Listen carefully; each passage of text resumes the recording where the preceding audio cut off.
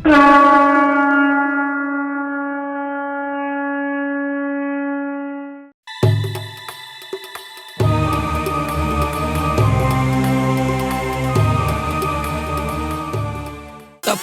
हाँ?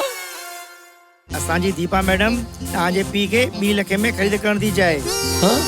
2 लख जग्गू टकलियो हिन जरा मुंह वटि अलाए घणा जुआरी ईंदा आहिनि जिनखे असां वॾे व्याज ते पैसा हलाईंदा आहियूं। पर तव्हां हिते कीअं?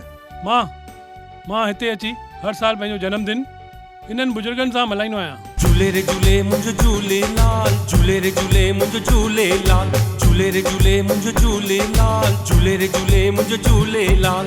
दादा बि न पहिरों दफ़ो सुठो ऐं सही फ़ैसिलो कयो अथई। हाणे मां परेश सेठ ऐं तूं दिलीप सेठ।